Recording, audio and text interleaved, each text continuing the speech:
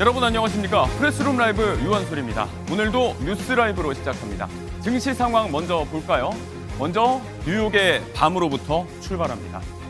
동반 약세로 마감한 3대 지수입니다. 먼저 다우지수 전날보다 204포인트 내려 44,632에 종가를 찍었습니다. S&P 500의 거침없는 상승세에도 제동이 걸렸습니다. 18포인트 떨어져 6,370, 나스닥은 80포인트 밀린 21,098에 거래를 마쳤습니다. 미국과 주요국 간 무역 협상이 잇따라 마무리되고 있는 영향으로 분석이 됩니다. 국내 증시는 장 초반 분위기가 뜨겁습니다. 코스피가 장중 연고점을 뚫었는데요. 최신 기준 전날 종가 대비 17포인트 오른 3,248입니다. 코스닥도 4포인트 올라 809, 지수 모두 상승세에 있는데요. 삼성전자의 테슬라 반도체 공급 계약, 또 IMF가 내년 우리 경제 성장 전망을 1.8%로 상향 조정하면서 투자 심리가 다소 개선됐지만 관세 협상을 둘러싼 경계심에 아직은 조금 조심스럽습니다. 자, 관세 협상, 모든 것을 다 가져오라. 네, 앞서 최종의 협상안을 요구한 하워드 러트닉 미국 상무부 장관과의 통상 협의가 약 2시간 동안 미국 워싱턴 DC에서 이루어졌습니다. 구윤철 부총리가 미국으로 건너가서 직접 러트닉 장관을 만났는데요. 추가 협의가 있을 거란 정부 관계자 전언이 전해진 가운데 구 부총리는 31일 스콧 베선트 재무장관과의 면담을 앞두고 있습니다. 최종 관세율이 얼마가 될지, 조선협력 등 우리는 뭘 얼마나 내줘야 할지 곧 가닥이 잡히겠습니다. 구윤철 부총리 말고도 미국으로 향한 또 한 사람, 이재용 삼성전자 회장도 우리 시각으로 오늘 아침에 워싱턴에 도착했습니다. 23조 원 규모의 테슬라 반도체 위탁 생산 수주 사실이 알려지고 나서 하루 만인데요. 우리 측의 협상을 위한 측면 지원 아니냐는 관측이 나옵니다. 대미 반도체 투자 확대, AI 반도체 기술 협력 등이 우리 정부의 협상 카드로 함께 오를 가능성도 점쳐지고 있습니다. 이렇게 관세 발효 시한이 다가오고 있는데요. 미국에선 한국산 제품 사재기 현상 이런 것도 벌어지고 있습니다. 관세가 붙으면 더 비싸지는 것들, 아이라이너라든지 자외선 차단제 같은 화장품을 1년치 사재기하는 경우도 있다고요. 트럼프의 관세 인상 여파, 미국 소비자들은 이렇게도 움직이고 있습니다. 어제 국무회의에서 이재명 대통령이 잇따른 현장에서의 노동자 산재 사망 사고에 대해서 강도 높게 질타했죠. 미필적 고의라는 말까지 나왔던 해당 발언에서 본보기로 지목됐던 포스코 ENC의 대표는 직접 나서 고개를 숙였습니다. 포스코 ENC는 현장에서 모든 작업을 중단했고 전사적 긴급 안전점검을 실시한다고 밝혔습니다. 기업의 상생 도모 시도 소식도 들려오는데요. 백종원 대표의 더본코리아가 가맹점주 월세 무이자 카드 결제 시스템을 도입했다고요. 소상공인 경영관리 플랫폼에서 가맹점주가 카드로 월세 결제하면 이자와 수수료는 본사가 전액 지원을 하는 방식입니다. 통상 현금으로 월세 내는 이 소상공인이 매출이 부진해서 현금을 마련하지 못하면 신용카드 대출로 임대료를 내고 있습니다. 그 부담도 조금 줄어들 수가 있을 것 같습니다. 네, 5분 만에 알아보는 오늘의 경제 흐름 뉴스 라이브였습니다.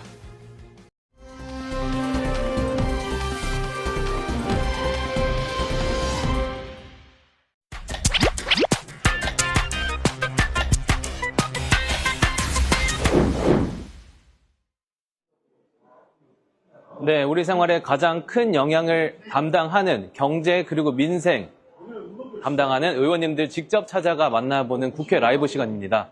오늘은요, 민주당 내에서 경제 정책 주도하는 경제는 민주당 모임의 대표를 맡고 계시죠. 김태년 민주당 의원님 만나러 와 봤는데요. 평소 제가 의원실로 찾아가는 편인데 오늘은 마침 또 도서실에 계시다고 해서 장소를 변경해서 도서실로 만나러 와 봤습니다. 같이 들어가 보시죠. 시설이 굉장히 좋습니다. 예, 저도 공부하고 싶어지는. 여기 계시네요. 의원님, 안녕하십니까. 좀 둘러보고 계셨나요, 책을? 반갑습니다. 네, 반갑습니다. 네, 이쪽 앉으실까요? 네, 이쪽. 여기 시설이 생각보다 굉장히 좋거든요. 저는 뭐 공부하고 싶어지는 정도의 시설인데, 한 번씩 의원님들. 여기는 간이 열람실이에요. 예. 그런가요? 예, 국회 도서관 저 건너편에. 더 메인은 저쪽 국회도서관에서 예. 주로 의원님들은 담당하시는 거군요. 저기서 공부하시고. 네, 그렇습니다. 인터뷰 준비되셨으면 바로 라이브 진행해봐도 될까요? 예. 네, 알겠습니다. 자, 아까도 들어오면서 잠깐 소개드렸는데 경제는 민주당 대표이시거든요. 예. 아무래도 최근에 경제 계속 강조하고 계시고 이재명 정부도 뭐 좀 더 중압감이 있으실 걸로 보이는데 요 모임의 어떤 취지나 예. 규모 한번 시청자분들께 설명 부탁드릴게요. 요 모임은 21대 국회 때부터 했던 거예요. 아. 지금 22대 국회잖아요. 예, 예. 그러니까 지금 벌써 몇 년 됐는데, 네. 회원으로 가입하고 있는 의원이 한 116명 정도 아, 됩니다. 그렇게 많은가요? 그래서 매 프로그램 진행할 때마다 적게는 한 50여 명, 많게는 한 80여 명 정도 참여를 하고 있으니까 네. 상당히 큰 규모죠. 너무 큰데요? 네. 그리고 이제 이 공부 모임을 우리가 오픈했기 때문에, 개방형으로 하기 때문에, 네. 우리 출입 기자들도 많이 오셔서 함께 공부하고 있고, 네. 또 우리 보좌진들한테도 아주 인기가 좋습니다. 아. 그래서 어떤 언론인들은 민주당의 최대 히트 상품이다. 아. 이렇게 평가하시는 분들이 있어요. 네. 우리 민주당은 유능해야 합니다. 맞습니다. 특히 경제 분야에서 유능해야 되고, 그러려면 평소에 어떤 경제 정책에 대한, 경제 상황에 대해서 의원들이 민감해야 하고요. 또 어떤 경제 정책을 만드는 데 있어서도 어떤 통찰들이 있어야 하지 않겠습니까? 네. 그래서 이제 이 공부 모임을 하는데, 특히 이제 우리가 집권당이 됐잖아요. 그렇습니다. 이재명 정부가 들어서서. 네. 그래서 비전과 정책들을, 우리 국정 과제들을 잘 실현하기 위한 네. 어떤 비전과 정책들을 잘 수립할 필요가 있어서 아주 괜찮은 공부 모임이고 또 프로그램을 진행하고 있습니다. 네, 네. 잘 들어봤습니다. 이런 경제는 민주당이 이번 7월 한 달 동안 연구한 게 있죠. 네. 코스피 5천을 위해 민주당이 해야 할 일이라는 의제로 네. 이렇게 달리신 걸로 아는데요. 뭐 여러 제안들 나왔을 겁니다. 뭐 가장 인상 깊었던 제안 있으실까요? 예, 코스피 5천은 우리 국민 모두가 바라는 바 아니겠습니까? 맞습니다. 그만큼 우리가 경제가 활력을 찾는다는 그런 의미이기 때문에요. 예.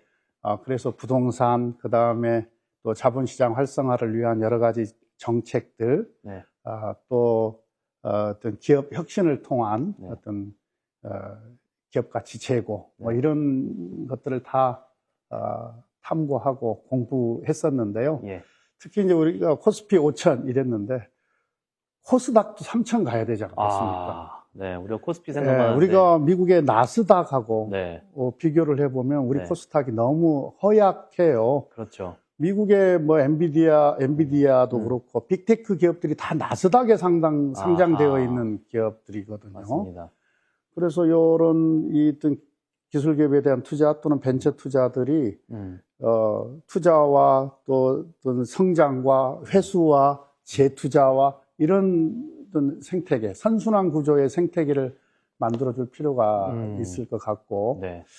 지금은 우리 코스닥이 마치 코스피의 무슨 보조 이브 시장, 리그처럼. 뭐 예. 이브 리그처럼 이렇게 예. 되어 있는데, 예. 이렇게 되면 안 될 것 같아요. 코스닥은 코스닥 자체로 발전시켜야 될 것 같아서, 코스닥을 분리 독립시켜야 되는 거 아닌가? 이런 문제의식을 갖고 있고요. 예. 어떤 입법 조치가 필요한지 지금 연구 중에 있습니다. 저도 이렇게 들으면서 새로운 시각을 좀 얻게 되는 것 같습니다. 확실히 모임이 활발히 이루어지고 있는 것 같은데요. 그런가 하면 최근 또 발의하시면서 화제된 게 하나 있는데 기업의 특별 배임죄를 폐지하는 법안을 좀 발의하셨어요. 이게 당시 저희도 좀 집중 보도드린 기억이 있거든요. 조금 파격적이다 보니까. 뭐 직접 발의하신 분으로서 이 법안의 취지나 뭐 의미가 뭐가 있을지요? 상법의 특별배임죄는 폐지를 했고요. 네. 형법에는 존치를 해놨어요. 다만 예. 이러이러한 경우는 네. 배임죄에 해당되지 않는다. 이게 예. 아주 명확하게 했죠. 배임죄를. 왜 그러냐면은 예. 이게 대표적으로 뭐 기에 걸면 귀걸이, 뭐 코에 걸면 코걸이 뭐 이런 경우도 많았어요. 그러니까 다른 이제 법원에서 이제 검찰에서 기소를 하면 법원에서 재판을 하잖아요. 네. 다른 사건들에 비해서 무죄 확률이 2배가 높아요. 그만큼 검찰의 수사와 기소가 남용됐다. 이렇게 볼 수 있지 않겠습니까? 그래서 대법원에서도 법원에서도 매우 엄격하게 이 법 적용을 하고 있습니다. 실제로. 그래서 이 판례에 기초해서 충분한 정보를 가지고 사익 편취의 목적이 없이, 즉 이해 충돌 없이 어떤 합리적인 판단을 한 경우에는 배임죄에 해당하지 않는다. 이렇게, 좀 어떻게 보면 법 조항을 명확하게 했다. 이렇게 의미를 둘 수 있을 것 같아요. 예. 특히 이제 최근에 우리가 이사회에 주주 충실 의무를 조항을 이렇게 만든 상법 개정안을 통과시켜 놨잖아요. 그렇죠. 이렇게 균형을 좀 잡는다는 의미도 네. 있을 거고요. 네. 또 우리가 많은 경우를 보면 이 배임죄 때문에 모험 투자나 장기 투자 이런 것들을 주저하는 경우들도 꽤 있어요. 이거 우리 경제 발전에 도움이 안 되지 않습니까? 그렇죠. 예. 투자 그걸 해소해주는 측면에서도 목적도 필요한 부분인 것 같습니다. 예. 잘 들어봤고요. 이번엔 좀 세금 얘기 좀 해볼게요. 아무래도 요새 좀 확산하다 보니까 최근 어제도 그렇고 당정 만나서 협의했습니다. 네. 뭐 가장 화두가 되는 게 이제 기업의 법인세율을 상향시키는 것, 그리고 또 한편으로는 기업의 배당 소득을 분리해서 과세하는 것. 네. 이 두 가지가 좀 지금 화두인 것 같아요. 제 생각으로는 이 법인세율을 상향한다는 거는 기업의 좀 감세를 돕는 거고, 반대로 또 이제 뭐 분리해서 과세한다. 어떤 이 배당 소득을. 요거는 조금 기업을 도와준, 다시 투자자를 도와주는 말했네. 거죠. 예, 투자자를 도와주는 감세 영역이 아닌가. 증세와 감세가 지금 상충되는 거 아닌가 하는 제 개미로서의 생각이 있는데 의원님 어떻게 바라보세요? 아니, 이런 필요하면 증세할 수도 있고요. 예, 예. 필요하면 감세할 수도 있는 예, 거죠. 예. 세제라고 하는 네, 것은. 네, 네. 요 법인세는 이제 우리가 다른 나라에 비해서 실효세율이 우리가 매우 낮아요. 그렇죠. 근데 윤석열 정부에서 무리하게 네. 법인세와 관련해서 감세를 했는데 이 감세가 그러면은 뭐 기업의 투자를 뭐 확대한다거나 뭐 네. 이런 효과가 나느냐? 네. 그렇지 않거든요. 아, 예, 그냥 우리 재정 여력만 낮추는 네. 그런 결과밖에 안 되는 거죠. 아하. 그래서 이건 원상 회복하는 게 맞고요. 예. 그 다음에 그러니까 배당 소득에 대한 분리과세 문제는 네. 우리나라가 배당 성향이 되게 약한 나라예요. 네. 선진국하고 비교해봐도 그렇고 예. 심지어 신흥국하고 비교를 해봐도 배당 성향이 되게 낮습니다. 배당을 네. 잘 안 해줘요. 예. 그럼 투자자들 입장에서는 배당을 좀 많이 받는 게 좋잖아요. 네. 그런데 이제 이걸 이 배당 소득을 분리과세를 하게 되면 아무래도 기업들이 배당을 더 많이 하는 이제 그런 결과가 될 거기 때문에 네. 어떻게 보면 우리 자본시장을 활성화시키는 데 있어서도 크게 도움이 될 거라고 생각을 해서 우리 당의 이소영 의원 등이 이제 발의를 해놓고 있고 아마 정부도 이제 이걸 도입했으면 하는 것 같은데요. 이거 지금은 이제 당 내에서도 의원들끼리 좀 이견들이 있어서 네. 좀 논의하고 있는 단계다. 예. 뭐 그렇게 보시면 될 것 같아요. 네. 다만 이제 이 자리에서 하나 말씀드리고 싶은 것은 네. 배당을 늘리는 것만이 능사는 아니에요. 그렇죠. 예, 네, 결국은 또 배당도 뭐 늘려야 되겠지만 네. 또 결국은 투자도 많이 해야 되고 맞습니다. 예. 또 그걸 통해서 어떤 기업들이 활력을 찾고 또 우리 경제 발전에 어떤 선순환 구조를 갖는 문제 이것도 중요합니다. 이런 것들이 다 균형 있게 이루어지는 것이 그렇죠, 매우 아무래도. 중요하다고 생각합니다. 네. 확실히 경제는 민주당 대표님이 이렇게 합리적인 생각하고 계시니까 뭐 합리적인 방안 도출될 수 있지 않을까 기대해 봅니다. 자, 좀 현안 한번 여쭤봐 볼게요. 당대표 이제 이번 주말이면 선출됩니다. 네. 어느덧 이제 전당대회 3일 앞으로 다가왔는데 아직까지는 정청래 후보가 우세한 걸로 보이거든요. 여론조사를 보든 주변 분위기를 봐도 이번에는 뭐 민주당의 한 의원님으로서 뭐 앞으로의 판세나 뭐 변수가 남아 있을지 뭐 이렇게 예측하신다면. 예측할 수 있으면 변수가 아니죠. 그렇군요. 그건 상수지. 네, 우문현답이네요. 근데 이제 두 후보 다 네. 그간의 어떤 그 당직을 가졌을 때의 활동 또는 네. 의정 활동 네. 뭐 이런 그 성과들이 다 우리 당원들로부터 네. 평가를 받고 인정을 받고 있기 때문에 뭐 누가 되든 이렇게 두 분 다 훌륭한 우리 당의 네. 지도자들이시고요. 네. 누가 되든 뭐 우리 당을 끌어가는데 아무 문제가 없을 거라고 생각을 합니다. 뭐 이 정도로 가름하는 걸로. 예. 누가 됐든 당대표 맞을 준비는 다 돼 있으신 걸로 알겠습니다. 예. 자, 17대부터 지금 어느덧 5선을 하시고 계세요. 이제 뭐 민주당 내에서도 손에 꼽히는 중진 의원이신데, 뭐 이 정도 이제 정치 경쟁도 생기셨고 하면은 뭐 향후 정치적 개인 목표나 어떤 목표 있으실 것 같은데 한번 여쭤볼 수 있을까요? 뭐 개인적인 뭐 어떤 목표를 갖는 것, 어떤 자리와 관련한 목표를 갖는 것은 그건 뭐 크게 의미 없는 것 같고요. 네. 어렵게 지금 새 정부가 출범을 했지 않습니까? 네, 네. 아주 어려운 조건과 환경에서 지금 네. 출발을 하는 거예요. 네. 뭐 당장 미국의 뭐 관세 압력이라고 하는 것이 지금 어마어마하게 지금 우리한테 닥쳐 있지 않습니까? 네. 더구나 내란을 딛고 지금 출발하고 있는 그런 정부이기 그렇습니다. 때문에 반드시 성공해야 합니다. 네. 이재명 정부의 성공이 결국은 대한민국의 성공으로 이어져야 되기 때문에 제가 그게 전방이 됐든 또는 후방이 됐든 어디에선 간에 제가 해야 될 역할들을 충실히 해야 된다. 이런 생각들이 많고요. 또 역할을 해야 된다. 이런 생각이 많고 또 하나는 이제 우리 개헌과 관련해서 국민들께서도 그렇고 정치권에서도 이 개헌 필요하다. 개헌해야 된다. 이런 요구들을 많이 하고 계시잖아요. 대통령께서도 후보 시절부터 계속 말씀을 하셨었고요. 우리가 이번 내란 사태를 겪으면서도 다 보셨지만 경험을 했지만 국민의 저항과 희생으로 지켜지는 민주주의 이건 안 되는 거 아닙니까? 제도적으로 지켜져야 하고 또 뭡니까 이 국민 주권이 제대로 발휘되는 그런 체제, 그런 헌법이 필요할 것 같아요. 그래서 지금 이제 어떻게 보면 저희들한테 숙제처럼 지금 있는 이 개헌 문제를 어떻게든 빨리 마무리하는 것, 해내는 것 이게 매우 중요하다고 생각하고 그 문제에 있어서도 역할을 해야 되지 않나 이렇게 생각을 합니다. 역시 오선 중진답게 개인보다는 당을 먼저 생각하시는 모습까지 살펴봤습니다. 자, 가벼운 질문 하나만 드릴게요. 이게 뭐 요새 사실 국민들 제일 관심 가는 게 정치 현안도 정치 현안이지만 불볕더위에 제일 더 관심이 많거든요. 저만 해도 뭐 밖에 잘 못 걸어 다니겠어요, 사실. 의원님이라고 더위를 피하실 수는 없을 텐데 뭐 의원님만의 극복 방안이나 뭐 추천하실 방법이 있으실까요? 많이 덥죠. 그런데 이제 저희들은 그래도 아무래도 실내에서 일하는 시간이 많잖아요. 걱정은 이 더위에, 이 불볕 더위에 야외에서 일해야 되는 분들이 걱정이죠. 그래서 이 폭염 대책 잘 세워야 된다 이렇게 생각하고요. 국민들이 희망을 가질 수 있도록 비전도 잘 제시하고 또 그에 맞는 정책도 잘 개발하고 또 시원하게 입법 활동을 해 나가는 것이 중요하겠다. 더위를 뭐 이런 식으로 피하는 게 아니라 오히려 시원한 입법으로 폭염을 날린다. 굉장히 의원다운 대답이었던 것 같습니다.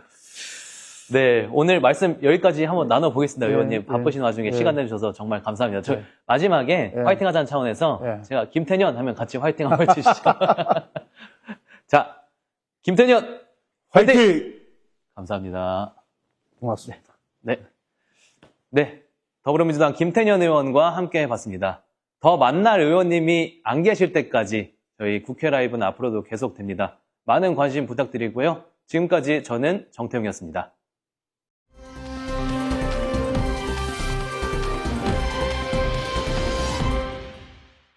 네, 이번엔 경제 라이브입니다. 경제 현안에 대해서 깊지만 쉽게 전해드리겠습니다. 오늘은 부동산 전문가 모셨습니다. 국정기획위원회 자문위원이신 광순회 복덕방 이광수 대표 나왔습니다. 안녕하세요. 안녕하세요.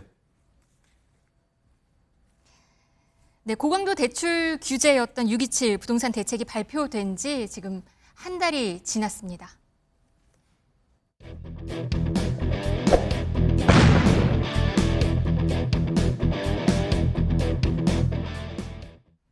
네, 불장이라고 불렸던 서울 아파트값 참 마구 치솟았단 말이에요. 근데 지금은 조금 안정세를 보이고 있는 것 같습니다. 이 대표님, 거래도 뚝 끊겼고 가격도 뚝 떨어진 거죠? 일단 가격이 하락세를 보이는 건 아니고요. 가격 상승률이 둔화되고 있고요. 그다음에 말씀하신 것처럼 거래량은 확실히 줄고 있습니다. 2025년 7월 기준으로 6월 기준으로 해서 서울 아파트 거래량이 1만 2천 건이 넘어서고 있었거든요. 근데 7월 들어서서 규제 이후로 지금 제가 예측하는데 한 4천 건 미만으로 될 것 같아서. 저희 아까 좀 준비한 자료가 있었는데요. 보니까 6월과 7월의 거래량은 확 떨어졌어요. 한 5분의 1 수준으로 내려간 수준인 것 같더라고요. 그렇습니다. 그래서 일단 가격 상승세는 둔화되고 있고 거래량이 줄고 있다 이렇게 판단하시면 좋을 것 같습니다. 네. 그런데 이 한강변 재건축 아파트, 초고가 아파트의 경우에는 그래도 신고가를 지금 기록하고 있는 상황이고 지금 나오고 있네요. 서울 아파트 매매 거래량 자체는 이렇게 6월과 7월 크게 떨어졌어요. 네, 맞습니다. 근데 이 초고가 아파트들 같은 경우는 오히려 신고가를 기록한 곳들이 나오고 있는 상황입니다. 일단 단기적인 현상으로 보고 있고요. 네. 갑자기 막 시장이 규제가 나왔다고 해서 모든 아파트가 막 가격이 하락하고 거래가 안 되고 이런 건 아니거든요. 그래서 일부 아파트 현상이고 가격이 상승할 때도 똑같습니다. 상승할 때도 가격이 하락하는 아파트가 있거든요. 네. 그래서 일부 현상이라고 보고 있고 그리고 이런 추세는 좀 더 지켜봐야 되지 않을까 그런 전망입니다. 그러면 초고가 아파트가 지금 신고가를 기록하고 있는 것도 추세의 문제는 아니기 때문에 다시 잠잠해질 수 있다고 보시는 건가요? 네, 그렇게 예상하고 있습니다. 6.27 대책이 일단 집값의 급등세를 진정시키는 데는 좀 효과가 있었다라는 판단이 그런 분석이 지금 많은 상황이긴 합니다. 그 판단은 어떻게 하시나요? 그렇죠. 왜냐하면 2025년 상반기 들어서면서 서울의 그 특히 고가 아파트, 아까 말씀하신 고가 아파트의 가격 상승세를 이끈 건 대출에 있었거든요. 예를 들어서 네. 강남에 20억 원, 30억 원 아파트를 사는데 50% 대출을 받습니다. 그런 수요가 많아서 집값이 급등했고 그런 현상이 이제 파급되는 그런 어떤 그 분기점에 있었는데 네. 이런 정부의 대출 규제를 인해서 그런 수요가 이제 차단된 거죠. 그러면서 수요가 진정되고 그리고 거래량은 감소하는 것으로 판단하고 있습니다. 그래 대출을 사실 근데 너무 막았기 때문에 또 다른 부작용들도 있다는 지적도 있어요. 가령 청년이나 신혼부부, 서민들 같은 경우에는 내 집 마련이 좀 어려워졌다. 대출이 너무 막혀서 사실 초강도 대출 규제였잖아요. 그 부분은 어떻게 보세요? 근데 저희가 물론 주택 수요를 줄이면서 사고 싶은 분들이 대출 받아서 사고 싶은데 나 왜 대출 안 해줘? 이렇게 말씀하실 수도 있는데 앵커님 말씀하신 것처럼 청년, 신혼부부, 서민 분들이 사실 아파트는 제가 볼 때 초고가 아파트는 아니거든요. 이번 대출 규제가 6억 원까지는 대출이 됩니다. 네. 그렇게 되면 LTV 50%를 적용하면 12억 원 아파트는 살 수 있다는 말이에요. 근데 12억 원 아파트를 사는데 서민이다, 청년이다, 그리고 말씀하신 것처럼 신혼부부다 그렇게 보고 있지는 않습니다. 층이 다르다고 보시는 거군요. 그렇습니다. 그럼 서울 아파트 값은 앞으로는 어떻게 될 걸로 전망을 하세요? 지금은 일단 진정세긴 한데. 일단 수요가 줄어들면 가격이 하락할 수밖에 없고요. 자산 시장에서 당연히 살 사람이 없으니까. 그런데 속도의 문제겠죠. 얼마나 빠르게, 그리고 얼마나 큰 폭으로 하락할 거냐 이게 중요한데 그 하락폭이나 속도를 결정하는 건 매도 물량입니다. 집을 갖고 있는 사람들이 얼마나 집을 내놓느냐. 근데 현재까지는 집을 갖고 있는 사람들이 매도 물량이 크게 증가하고 있지는 않아요. 그러니까 추세를 지켜보는 거죠. 그런데 하반기로 갈수록 매도 물량이 증가하고 점차적으로 하락할 가능성이 높지 않을까. 근데 이게 큰 폭이라든지 단기에 걸쳐서 이루어질 가능성은 좀 적어 보입니다. 시장은 그래도 많이 얼어붙은 것 같아요. 송파나 그러니까 그동안 엄청 올랐던 그 급등세는 일단 가격은 호가도 내리고 사는 사람도 없고 파는 사람도 점차 줄어들면서 아까 거래량도 줄어든 것처럼 시장 자체는 굉장히 얼어붙어 있는 분위기긴 한데 이게 조금 더 진행이 되면서 하락할 거라고 지금 보시는 건가요? 그렇습니다. 왜냐하면 집을 갖고 있는 사람들이 안 사기 시작하잖아요. 그러면 이제 초조해져요. 그러면서 호가를 낮추기 시작하죠. 왜냐하면 집 보러 오는 사람이 없으면 가격을 점점 낮춰지는 거죠. 그런 현상들이 하반기부터 나타나겠죠. 그래 또 너무 틀어막기만 해서 또 공급 계획은 지금 좀 없는 상황이긴 하잖아요. 나오지는 않고 있는 상황이어서 다시 집값이 오른다고 하면 그때는 집값을 잡기가 어려울 것이다 라는 분석도 그런 전망도 솔솔 나오고 있는 상황입니다. 그렇다 보니 정부는 곧 부동산 추가 대책, 어떤 공급 대책도 나올 것이다 라는 전망도 함께 나오고 있습니다. 김윤덕 국토부 장관 후보자는 어제 인사청문회에 나와서 이렇게 말을 했습니다. 최근 부동산 시장은 6.27 대출 규제 등으로 일시적인 안정세를 보이고 있지만 여전히 불확실성이 남아 있습니다. 양질의 주택을 충분히 공급하여 공급 불안을 해소하고 주택 시장을 안정적으로 관리하겠습니다. 집값을 안정화시키는 것은 단순히 수요 대책을 억제하는 게 아니고 또 다른 공급 대책에서 양질의 주택이 잘 공급될 수 있도록 하는 게 중요하다고 생각하고 있고요. 제가 장관을 임명되게 된다면 조만간 준비해서 발표할 수 있도록 그렇게 하겠습니다. 네, 장관이 되면 조만간 준비해서 발표를 한다고 했어요. 공급 대책이 곧 나올 수 있겠네요. 뭐 말씀을 하셨으니까 나올 가능성이 있는데 좀 더 고민스러운 게 뭐냐면 저 말은 굉장히 이상적인데 네. 그동안 못 해왔던 거거든요. 그러니까 과연 저 양질의 주택 공급을 충분히 할 수 있는가가 네. 어떤 혁신의 방향이 나올지는 전 잘 모르겠지만 저희가 지켜볼 수도 있겠지만 좀 근원적인 한계가 있지 않을까라는 생각은 갖고 있습니다. 공급 계획을 발표한다고 했는데 양질의 주택을 실제적으로 좀 공급하기는 쉽지 않을 수 있다고 이렇게 보시는 건가요, 그러면? 그리고 단기에 사실 단기에. 공급을 증가시키긴 사실 어렵잖아요. 그리고 서울이라든지 수도권에 요충지에 땅이 부족하기 때문에 과연 공급을 할 수 있을까? 물론 뭐 할 수 있을지 방안은 좀 지켜봐야겠지만 저는 조금 공급 대책은 장기적으로 저희가 어떤 계획을 세우고 그런 마련 대책을 마련하는 게 더 중요하지 않을까 생각합니다. 네, 말씀하신 대로 집을 어디에 더 지어서 공급할 수 있을까? 여기에 대해서는 관심이 높은데요. 김윤덕 장관 후보자는 이렇게 말했습니다. 들어보시죠. 새로운 공급 부지를 새로 어디 물색을 하신다는 건가요? 아니면 기존에 문재인 정부 때 했던 것을 그대로 이어가면서 네. 추가로도 확보하시겠다는 생각이신가요? 저는 일단 그 새로운 것을 물색하는 데 비중을 두고 있고요. 유의부지 공간을 활용하는 문제는 결코 쉬운 문제가 아니라고 생각합니다. 그리고 문재인 정부에서 시도를 했지만 실제 주민 반대나 지자체의 어떤 이견 이런 게 상당히 복잡하게 꼬이고 있거든요. 그래서 이제 진척이 안 된 측면에 대해서 잘 알고 있습니다. 다만 어쨌든 수도권의 어떤 공급이 이루어지려면 양질의 주택이 공급되도록 만드는데 저는 중요한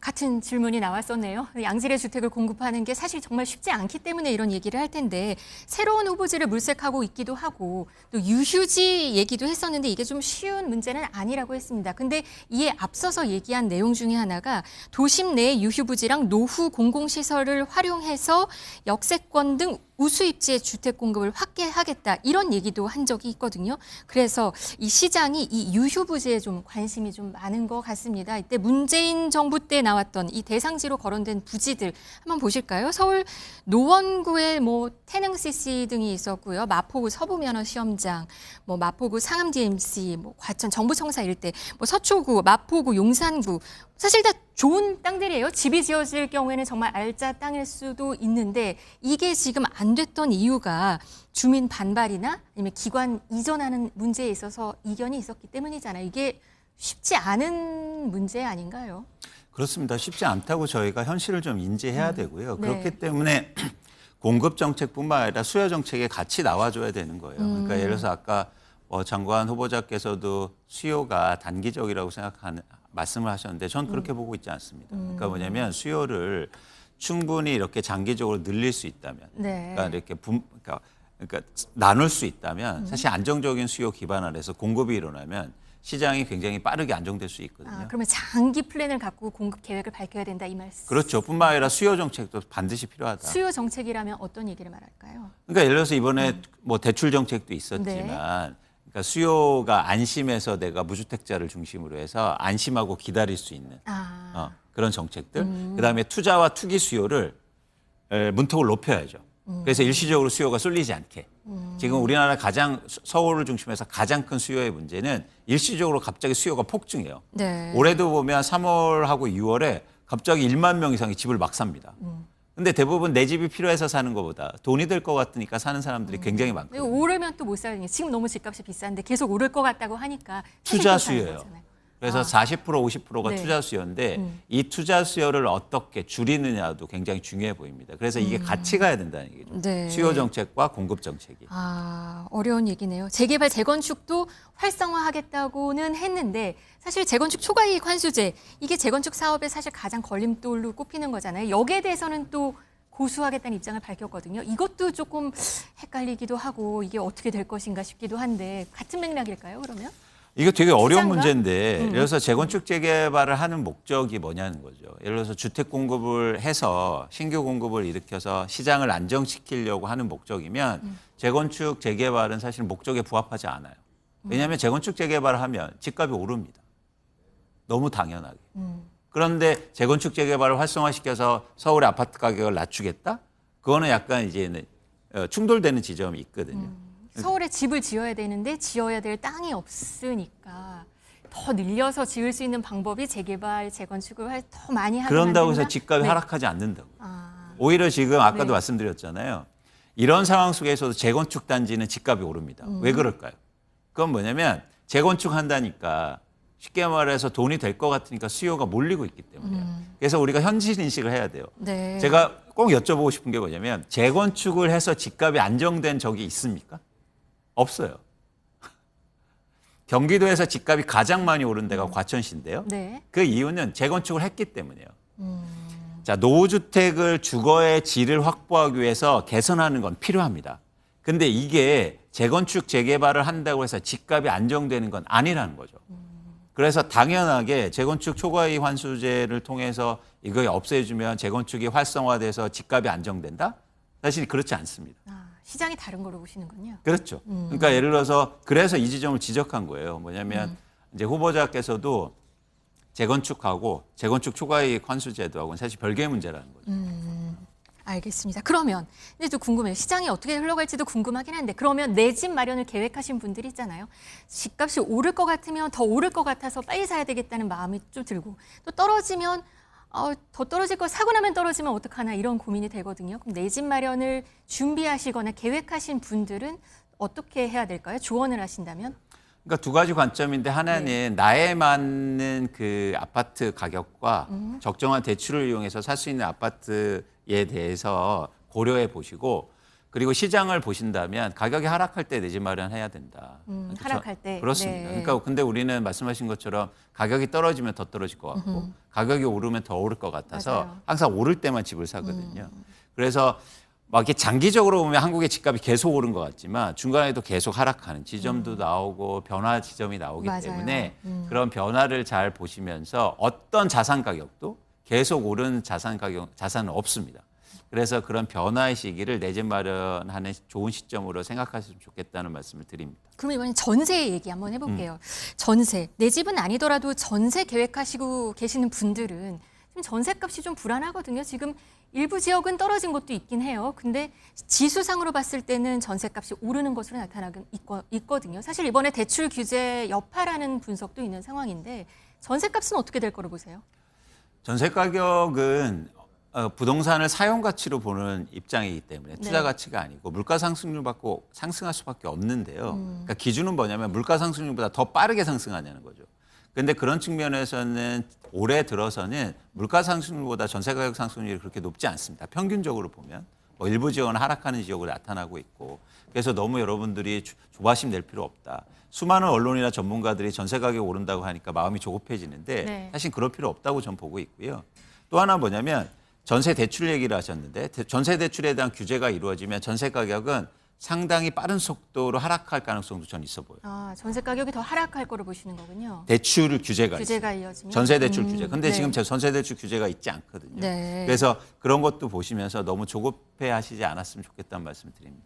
반전세 월세화도 지금 좀 많이 진행이 되잖아요, 전세. 사실 그러기 때문에 집을 사야 되는 거 아닌가라는 생각도 해요. 근데 집을 사는 거에 대해서는 어떻게 생각하세요? 지금은 집을 사는 거에 대해서 전 긍정적인데 두 네. 가지 관점이에요. 언제 사느냐. 아. 그죠? 두 번째는 뭐냐면 지금은 사고 싶은데 못 사요. 너무 비싸서요. 네. 평균적으로. 지금 서울의 아파트가 중위소득의 100가구 중에서 살 수 있는 아파트의 양이 100채 중에서 6채밖에 되지 않습니다. 그러니까 내가 사고 싶어도 못 사요. 그래서 대출을 엄청 일으켜야 되거든요. 맞아요. 그러니까 사실 지금은 살 때가 아니라는 거죠. 그러면 산다면 시간을 좀 기다려봐야 된다는 말씀이신가요? 그렇습니다. 그리고 아까 말씀드린 것처럼 예를 들어서 정부라든지 아니면 정치권에서 얘기하는 것처럼 네. 양질의 주택 공급이 이루어지면 분양가가 낮을 거 아니에요. 그러면 청약을 이제 하신다든지 그런 측면에서 기다려볼 측면이 있다는 겁니다. 아, 청약은 괜찮을까요? 청약은 분양가가 싸게 나올 수 있으니까. 네. 네. 청약은 분양가가 싸게 나오는 이유에 대해서 좀 잠깐 말씀을 해주시면. 그거는 말씀하신 것처럼 네. 일단 3개 신도시가 나오면 네. 국가에서 정부가 공급하는 거니까 돈 벌려고 하는 게 아니지 않습니까? 그러니까 상대적으로 시장 가격 대비해서 분양가가 낮을 가능성이 있는 거죠. 뭐 그동안도 계속 그래왔고. 네. 그래서 청약이 되면 그걸 내 집 마련의 좋은 기회로 삼으셨으면 좋겠다는 말씀 드립니다. 알겠습니다. 시청자 여러분들께서는 각자 자기 상황을 잘 점검하고 미래에 대한 어떤 준비하는 그런 기준점이 됐으면 좋겠습니다. 곧 새 공급 대책이 나오면 다시 이야기해 보도록 하겠습니다. 지금까지 광순의 복덕방 이광수 대표와 함께했습니다. 고맙습니다.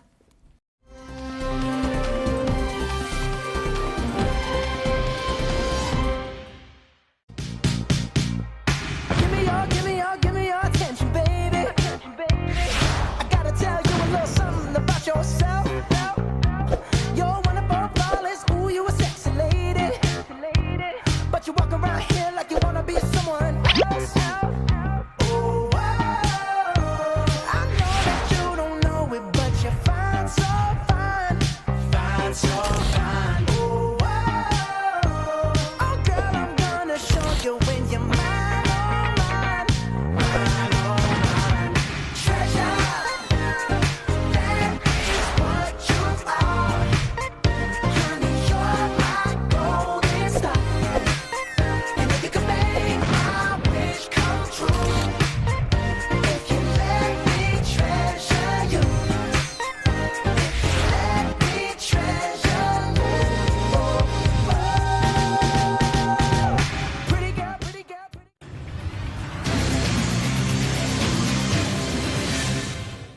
네, 뭐 하고 살지, 뭐 먹고 살지 고민을 해보는 시간이죠. 유한솔의 오늘 뭐 사니 이어갑니다. 오늘도 일타 수강생 박진아 아나운서 함께합니다. 어서 오시고요. 네. 오늘 어떤 이야기 준비되어 있을까요? 네, 오늘은 이번 달부터 오르는 국민연금 보험료 누가 얼마나 더 내게 되는지, 예. 달라진 점은 무엇인지, 이색 보험은 없는지 살펴보도록 하겠습니다.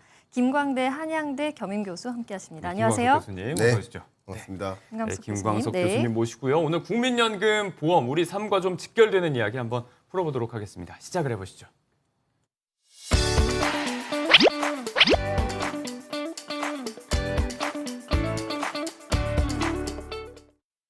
네, 월말이기 때문에 이제 많은 분들이 월급을 받아보셨을 텐데 고소득 근로자 가운데서 이제 숫자 좀 밝은 분들께서는 이번 달에 월급이 좀 줄었나 싶으신 분들도 계셨을 것 같습니다. 그게 월급이 빠진 게 아니고 일부 연금 보험료가 오르신 분들이 있을 수가 있습니다.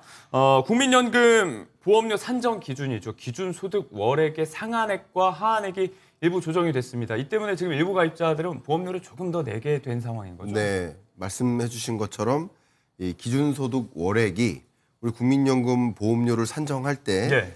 기준이 되고 있는 그 월소득 금액이라고 볼 수 있겠습니다. 근데 이 상한액과 하한액이 지금 바뀌었습니다. 자료 보시는 네. 것처럼 상한액은 617만 원이었다가 637만 원으로 올랐고요. 20만 원 올랐네요. 네, 하한액도 39만 원이었다가 40만 원으로 올랐습니다. 예. 자, 그럼 이렇게 오르면 예를 들어 보겠습니다. 637만 원이 넘는 고소득자의 경우에 예. 국민연금 보험료가 최대 약 18,000원 정도 오르는 겁니다. 그럼 이제 직장 가입자, 두 분 직장 가입자잖아요. 예. 직장 가입자 여러분이라고 한다면 반은 직장에서 반은 내가 내는 방식이니까 그럼 18,000원이 올랐다라는 얘기는 9,000원 정도 9,000 부담이 원씩. 늘었다 이렇게 네. 생각해 볼 수 있겠습니다.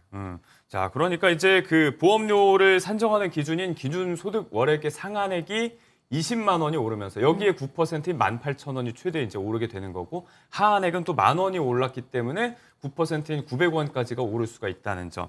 말씀하신 대로 이제 직장 가입자 같은 경우는 이 부분을 회사와 반반 부담을 하게 되는데 네. 지역 가입자분들은 본인이 다 내는 거잖아요. 그렇습니다. 그러니까 월 1, 2만 원 정도 수준인데 이 금액이 이제 적다면 적지만 또 부담이 된다면 부담이 되는 게 매달 내야 되는 거니까 네. 어느 정도는 부담이 좀 될 수도 있을 것 같아요. 네, 앞서 말씀드렸던 것처럼 상한액 637만 원을 넘는 네. 고소득자를 가지고 예를 들어 보겠습니다. 네. 그러면 57만 3,300원의 보험료를 납입해야 됩니다. 네. 현재. 그러면 직장 가입자의 경우 개인 부담금이 그것의 반이니까 28만 6,650원입니다.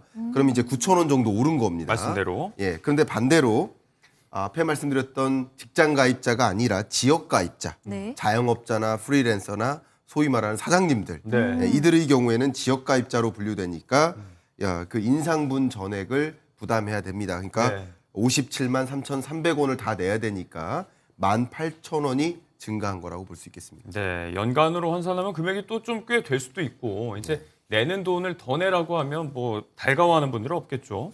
국민연금의 이제 기준 소득 월액 상한액 조정 얘기를 해봤습니다. 국민연금 얘기하면 사실 이제 뭐 청년층의 미래 세대 부담에 대한 가중 문제, 네. 또 기금 고갈이라든지 지속성 문제가 지금 몇 년째 계속 사회적 담론이 돼가고 있는데 네. 이 때문에 이제 지난 3월에 거의 20년 만에 18년 만에 국민연금 모수 개혁이 이루어졌습니다. 여기에 따라서 보험료율 내는 건 이제 9에서 13% 정도로 차츰차츰 올리고 또 이제 받는 돈 소득 대체율을 올리고 이런 방향으로 지금 바뀌어가고 있는데. 네. 그럼에도 불구하고 이제 걱정의 주된 대상이잖아요. 주체가 되는 이 청년층들은 근본적인 좀 불신이 있다 보니까 이런 부정적인 인식이 이 개혁안이 지금 합의가 되고 이루어진 뒤에도 좀 해소가 되지는 않는 것 같아요. 네, 맞습니다. 지금 국민연금 개혁안이 자료로 나오고 있습니다. 보험료율도 올라가고 소득 대체율도 올라가고 예. 뭐 이런 모습 속에서는 그래도 국민연금에 기대해도 되는 것이 아니냐 하는 생각을 하고 있지만 네. 이 사회를 청년층과 고령층을 양분해 본다면 고령층은 그러면 뭐 연금 보험료를 내지 않는데 네. 수령자는 많아지는 구조잖아요. 고령화 현상 때문에 그런 그러니까요. 거죠. 근데 반대로 청년층의 경우에는 나는 내긴 내는데 나중에 받지 못하는 거 아니냐 하는 걱정들 MZ세대 여러분들이 걱정을 많이 하고 계시고요. 네. 두 분도 그런 것들을 많이 느끼고 계실 텐데 SNS 공간에서 과연 내가 내긴 하지만 받을 수 있을까에 대한 그런 토론이 많이 이루어지고 있고 긍정적인 댓글 보기가 좀 쉽지 않긴 그렇습니다. 해요. 세대 간 연금의 부담이 다른다든가 과연 이게 지속 가능한 것인가 연금이 고갈될 것인가 이런 여러 가지 문제에 대해서 왜 우리는 내는데 더 많이 내고 덜 네. 가져가느냐에 대한 그 불만을 적극적으로 SNS상에서 공유하고 있는 상황이라고 볼 수 있겠습니다. 네. 가보지 못한 미래에 대해서 지금 갖고 있는 불안을 떨쳐내기에는 이 정도의 모수개혁, 이 정도의 숫자 변화 가지고는 좀 체감이 어렵다라는 부분일 것 같은데 최근 그래서일까요? 정부와 정치권에서 이런 얘기도 나옵니다. 국민연금 가입 시기를 좀 앞당긴다. 만 18세가 된 청년층을 바로 이제 제도에 편입시켜서 가입 기간 자체를 좀 늘리자는 건데 이렇게 되면은 이제 수령 액수도 늘어나는 거죠? 네, 그렇습니다. 이재명 대통령의 핵심 공약 중에 하나가 바로 이 생애 최초 청년 예. 국민연금 정책입니다. 기존의 현행법상에는 18세 이상 27세 미만의 소득이 없는 자는 가입 의무 대상자가 아니었습니다. 네. 그런데 이번에 바뀔 제도에서는 18세에 의무 가입을 시키는 건데요. 이렇게 되면 대부분의 국민들이 가입 기간이 10년 정도 앞당겨지는 셈이고요. 예. 이 정책의 핵심은 만 18세 모든 청년을 대상으로 첫 달치는 국민연금 보험료를 국가가 대신 납부를 해주는 겁니다. 이렇게 되면 소득이 없어도 또 직업이 없어도 네. 대신 국가가 납부를 해주기 때문에 조기 납부를 할 수 있습니다. 시작을 할 수 있는 거죠. 만 18살에 바로 가입이 되는 거죠? 네, 그렇습니다. 이렇게 조기 가입을 할수록 향후 수령액이 높아진다는 점을 정부는 이용하고 있는 겁니다. 네. 정리를 해보면 이제 첫 달 보험료를 나라가 좀 대신 내주면서 만 18세가 됐을 때 바로 가입을 시키고 나중에 사회생활 시작하면서 소득이 나오기 전까지는 유예가 가능한데 네. 이 기간은 지금 가입 기간으로 다 차곡차곡 지금 쌓인다는 거잖아요. 그렇습니다. 정확하십니다. 여러분들께 가장 쉽게 비유적으로 설명드리면 아마도 청약통장. 네. 청약통장도 가입 기간도 중요하고 네네. 납입액도 중요한 겁니다. 결국 가입 기간을 늘린다라는 개념입니다. 네. 예를 들어 보겠습니다. 만 18세 생일이 됩니다. 그러면은 임의 가입자로 등록을 하고요. 네네. 첫 번째 달 보험료 9만 원, 최소 보험료가 9만 원이거든요. 예. 9만 원을 납입합니다. 그리고 나머지는 납부 유예를 신청하는 겁니다. 그럼 납부 유예를 신청했지만 10년 정도가 지나서 예를 들어서 27살에 네. 취업을 합니다. 네. 그럼 그때 이제 10년 동안 가입 기간을 이미 확보한 상태에서 사회 진입을 시작한 것이죠. 네. 그러니까 훨씬 유리하다고 볼 수 있고 나중에 여유 자금이 생겼을 때 예를 들어서 50대, 60대가 되어서 네네. 그때도 예를 들어서 그제는 나는 여유가 있다. 네네네. 그때 납입해도 되는 거예요. 네. 10년 동안 납부 유예를 한 기간에 대해서. 네네네. 자, 그럼 예를 들어 보겠습니다.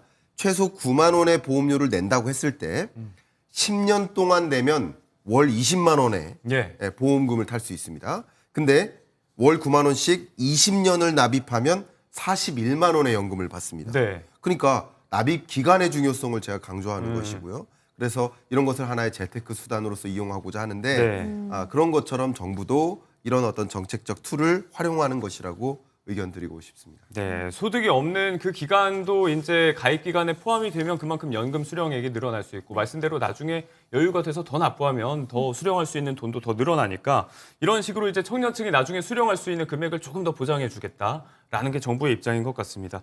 사실 이런 것들이 이전에도 없었던 것은 아닌 게 일부 연금 고수들은 이런 연금 재테크 수단으로 자녀들을 좀 미리 조기 가입시키는 경우가 없지는 않았다면서요? 네, 그렇습니다. 방금 말씀드렸던 것처럼 거의 같은 방식을 네. 구사하는데 딱 국민연금 가입 시점이 되면 일단은 가입을 하는 겁니다. 네. 가입을 하고 납부 유예를 계속 하다가 뭐 취업하고 네네. 나서 그때 또 납입을 하는 뭐 그런 방식을 하니까 취업과 동시에 납입 기간을 훨씬 더 많이 확보하는 그런 일종의 재테크 수단으로서 활용되기도 한다고 볼 수 있겠습니다. 어떻게 보면 이제 아는 분들만 활용해 왔던 방법들인데 이런 점들도 이제 공식화 제도화한다는 차원으로 봐야 될 것 같습니다. 네.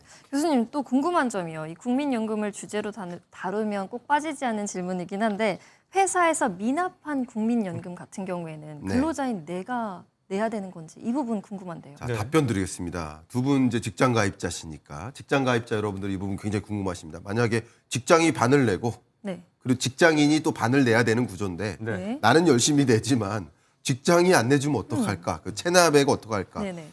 이 직장 가입자의 경우 이 체납액을 납부할 의무는 없습니다. 네. 납부할 의무는 직장에게 있습니다. 네네. 다만 이 부분이 중요하죠. 그 직장이 납부를 하지 않으면 그것으로 인한 손해는 예. 직장인이 가져가게 됩니다. 오. 그렇기 때문에 이런 불합리함을 조정하기 위해서 이 부분 말씀드리겠습니다. 국민건강보험이 어떤 제도를 만들었냐면 체납 처분을 통해서 이 연금보험료 체납분을 징수하도록 요구를 하고 있고 이 부분 굉장히 중요하고요. 네. 두 번째, 근로자의 권익을 보호해야 되지 않겠습니까? 그렇죠. 그것을 보호하기 위해서 근로자에게 체납 사실 통지서를 등기우편으로 발송해 주는 제도까지 있습니다. 그래서 그걸 바탕으로 해서 결국 직장이 체납액을 납입할 수 있도록 유도하는 정책들도 같이 마련하고 있다는 사실을 네. 공유해드리고 싶습니다. 자, 노후를 위한 국가의 사회보장제도 국민연금에 대해서 이런저런 이야기를 좀 해보고 있습니다. 사실 뭐 노후 대비한다는 이야기는 모두에게나 아주 삶의 큰 과제일 수밖에 없기 때문에 그리고 조금 전에 우리가 국민연금에서 본 것처럼 그런 걱정도 사회적으로 더 커지고 있는 것 같습니다. 일단 뭐 개인적으로 들어두는 어떤 보장의 차원에서 보험이 있죠. 네. 사망 후에 유족이 수령할 수 있는 사망보험금 이런 것들을 중심으로 많이 들 텐데 이런 것들도 연금으로 돌려서 좀 미리 받을 수 있는 그런 제도가 곧 도입된다. 네, 요즘 트렌드라고 볼 수 있을 것 예. 같습니다. 그러니까 사망 후에 내가 아닌 유족들이 그 사망보험금을 타는 게 무슨 의미가 있는가 그렇죠. 하는 종류의 이런 생각들이 많이 트렌드처럼 번지고 있습니다. 이런 것을 이름하여 for미족이라고 하는데요. for미족, 네. 나만을 위한 소비. 그러니까 사망보험금 예를 들어서 1억 원짜리 사망보험에 가입되어 있다. 예. 그럼 15년 동안 매월 15만 원씩 보험료를 납입했다라고 가정을 해볼게요. 그러면 사망보험금 유동화 제도가 나타나기 때문에 이 부분이 네네. 중요합니다. 사망보험금 유동화 제도. 유동화. 이게 시행되면 사망보험금 죽었을 때 1억 원을 타는 게 아니라 네네. 죽기 전에 미리 7천만 원 정도의 보험금을 연금으로 전환해서 받을 수 있다. 일부는 연금으로 네. 전환해서 미리 받고. 어쩌면 우리가 고령화되고 기대 수명이 길어지는 과정에서 노후에 내가 스스로 자기를 부양할 수 있는 능력이 약화된다면 네. 그 부담을 자녀들에게 주고 싶지 않다라는 그런 마음도 담겨서 노후에 내가 스스로 부양 능력을 갖추고자 하는 네. 그런 형식으로 사망보험에 가입되어 있는 분들이 이 유동화라는 것을 이 제도를 이용하시는 분들도 상당 부분 계시다 이렇게 의견 드리겠습니다. 어떻게 보면 이제 100세 시대라는 말에서 볼 수 있듯이 기대 수명도 점점 늘어나고 있으니까 네. 그 말은 또 우리가 대비해야 되는 노후의 시간이 길어진다는 얘기고 자 그래서 또 이런 보험 제도에 대해서도 전반적인 시각 변화가 있는데 이런 점까지 지금 제도권에 반영되고 있다 이렇게 보면 될 것 같습니다. 종신보험, 사망보험 이런 얘기했지만 이런 보험들을 정말 많이들 들어두고 계신데 아무래도 부담이 되는 건 월 보험료 부분입니다. 이제 월말에 정산할 때 보면 보험료들 모아보면 이제 보통이 아니더라고요. 맞아요, 이게 만만치가 맞아요. 않은데 이런 부분 때문일까요? 이제 거의 뭐 단 몇백 원에서 뭐 1,000원 단위로 들 수 있는 그런 미니 보험도 많이 출시가 되고 있다고요? 네, 그렇습니다. 요즘에 돈 1,000원으로 할 수 있는 게 많이 없다라고 하시는 분들이 계시는데 단돈 1,000원으로도 보험을 들 수 있습니다. 1,000원으로? 바로 미니 보험이라는 게 존재를 하는데요. 예. 예를 들어서 여성 30대 기준으로 암보험을 850원 정도에 들 수 있습니다. 네. 이렇게 첫 달을 1,000원 내고 나서 그 다음 달부터 뭐 2만 원, 3만 원 오르는 게 아니냐 하는 분들이 계시는데 갑자기 보험료를 더 내는 경우가 아니고요. 처음부터 정해진 이 미니 보험료를 계속해서 납부할 수 있는 방식의 미니 보험료가 있습니다. 네. 이 밖에도 생활 밀착형 미니 보험들이 속속들이 등장하고 있는데요. 수도권 지하철 지연 보험이라고 해서요. 수도권 지하철을 이용을 했을 때 30분 이상 지연이 된다. 네. 이렇게 되면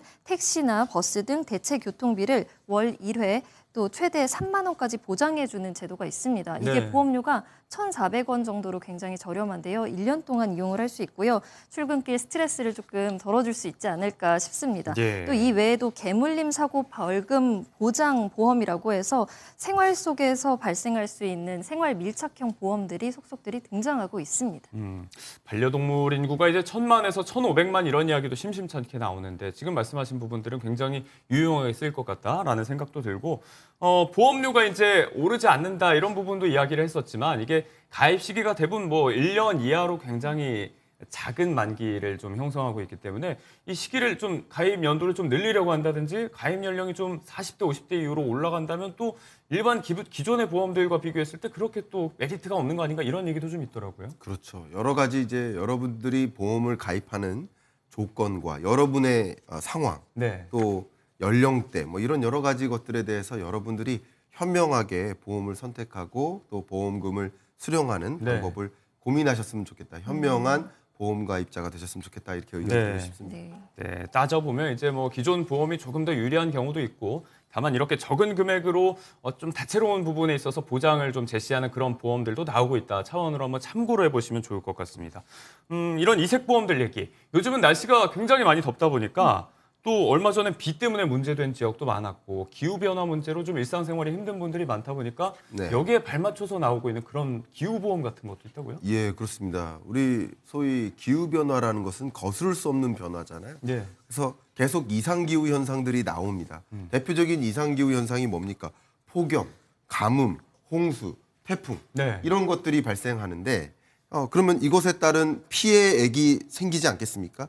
특히 농업 종사자들 같은 경우는 이 기후 변화에 따른 그 피해액이 정말 어마어마합니다. 뭐 요즘 근데 난리 나죠. 농산물 예, 인플레이션. 맞습니다. 뭐 그 밖에도 뭐 집이 물에 잠긴다든가 네. 자동차가 물에 잠긴다든가 폭염의 피해가 있다든가 여러 가지 형태가 있습니다. 여기서 제가 한 가지 질문 드리고 싶은데요. 오히려 이 보험하면 꼭 중요한 거. 네. 중요한 게 뭔지 아십니까? 뭡니까? 묻지도 따지지도 않아야 됩니다. 이게 무슨 말이냐? 그게 또 명대사가 있잖아요. 예, 명대사입니다. 제가 왜 이 말씀을 드렸느냐면 기후보험에 그동안에는 가입되어 있었지만 그 피해액을 정산하는데 따져보는데 예. 얼마만큼 피해가 발생하고 그 피해액을 손해액을 얼마만큼 보상해줘야 될지를 묻고 따져고 했었습니다. 네. 그러면 불편하잖아요. 그리고 실제 시간이 너무 지나서 보상받을 수도 있고요. 그래서 나타난 것이 지수형 보험입니다. 예를 들어 35도가 넘는 폭염이 된다. 네. 그러면 그 폭염 기간이 35도 이상 10일 이상 지속됐다. 그러면 그냥 자동적으로 보험료를 받을 수 있는, 수령할 수 있는 바로 그런 겁니다. 그러니까 기존의 기후보험과는 차이가 있죠. 네. 손해액을 따져서 보상하는 방식이었다가 네네. 이제는 자동적으로 그 지수에 연동해서 보험금을 수령받을 수 있는 체계로 바뀌는 이 기후보험도 여러분 관심 가져봐 주셔도 좋겠습니다. 네, 이를테면 이제 뭐 35도 이상의 폭염이 사흘 이상 지속되면 그게 이제 숫자로 그냥 나오는 거니까 묻지도 따지지도 않고 이제 지급이 가능하다는 방식. 뭐 가입자와 보험사 간의 어떤 이견 때문에 기준이 좀 모호한 부분도 좀 해결이 되는 그런 차원일 수 있겠습니다. 기후보험 얘기를 했습니다. 여름이니까 더운데 더우면 또 이제 피서 생각이 나고 한참 휴가철이죠. 네. 여기저기 떠나는 분들이 요즘 여행자 보험들 많이 들고 계시잖아요. 이런 것도 좀 맞습니다. 변화가 있다면서요? 네, 해외여행 필수품이 여행자 보험이다라고 해도 과언이 아닌데요. 보험사들은 각각 차별화된 상품들을 제시하고 있습니다. 예. 무사고 환급 상품이라고 해서요. 여행을 떠나서 사고를 내지 않고 무사히 돌아왔다면 보험료를 10% 정도 환급해주는 상품도 있고요. 네. 또 DIY 여행자 보험이라고 해서 이건 뭐예요? 이용자가 직접 보험을 설계하는 방식입니다. 예를 들어서 비행기 2시간, 수화물 4시간 이상을 이용해서 지연이 됐을 경우를 대비를 해서 네. 이게 390원짜리 보험에 가입을 하는 겁니다. 기존에 있었던 상품 대비 가격을 절반 이하로 낮춘 거기 때문에 젊은 사람들 사이에서 많이 가입을 하려고 하고 있고요. 네. 또 이 밖에도 해외 여행 중에 열사병이나 또는 저체온증 등 기후 질환에 걸렸을 경우에 진단비를 보장해주는 상품도 등장했다고 합니다. 적은 금액으로 이제 보장 항목을 본인이 선택해서 이렇게 설계하는 방식도 나오고 있고 이런 많은 부분들에 대해서 당초 기대한 대로 모두 다 보장받으면 좋겠지만 조금 전에 말씀하신 대로 이런 지수형 보험이 아닌 경우에는 가입자 간 그리고 보험사 간의 어떤 해석의 논란의 여지도 있고 또 가입 전에 특약 같은 것도 잘 따져봐야 되는데 몰랐다가 또 보장 못 받는 경우도 좀 있는 것 같거든요. 네. 여행자 보험 들 때는 어떤 걸 좀 유의하면 좋을까요? 일단 저한테 딱 맞춤화된 여행자 보험에 대한 설명을 좀 드릴 수 있을 것 같습니다. 맞춤화가 돼 있어요. 네네. 교수님? 왜냐하면 제가 이 다이빙을 좋아합니다. 네. 그러세요. 그래서 스쿠버 다이빙 여행을 가고요. 예. 실제 마라톤 여행을 갑니다. 해외로까지. 그리고 뭐 산악 자전거 여행. 액티비티를 좋아하시죠? 예, 이런 걸 굉장히 좋아합니다. 근데 이렇게 여러 레저를 즐기시는 여러분들께 특별히 말씀드리고 싶다면 그 밖에도 뭐 패러글라이딩이라든가 수상보트 위험한 것들이 많이 있죠. 이럴 때 여행보험을 가입하고 있으면 그것에 따른 손해액을 다 보상받을 수 있을까? 그렇지 않습니다. 그럼 어떻게 해야 되느냐? 레저 특약에 가입되어 있느냐 아니냐. 그러니까 레저 특약을 포함했는지 여부를 확인하셔야 됩니다. 그래야만 여러분들이 이런 레저를 즐기시다가 발생할 수 있는 손해액을 지급받을 수 있겠다라는 의견 드리고요. 네네. 또 항공기 지연, 우리 해외여행 가다 보면 항공기 지연 일이 많이 있는데 항공기 지연에 따른 보상도 가능합니다. 다만 그 보상액은 체류비를 보상하는 거예요. 네. 그러나 예를 들어서 그 일정이 변경됐다. 무슨 강연 일정이 있다. 네. 근데 그 일정 자체가 취소됐다. 예를 들어서. 호텔 같은 것도 예약 바꿔야 될수 그렇죠. 있고. 그런 여러 가지 일정 변경이나 취소에 따른 그런 간접 손해는 해당되지 않습니다. 네. 그래서 어디까지가 이 보험에 해당되는 것인지 커버하는 영역을 확인하시길 좀 추천드리고 싶습니다. 네, 오늘 뭐 국민연금 제도에서부터 또 삶의 여러 가지 차원을 보장해주는 이색 보험에 대해서도 한번 짚어봤습니다. 김광석 교수님과 함께했습니다. 고맙습니다. 감사합니다.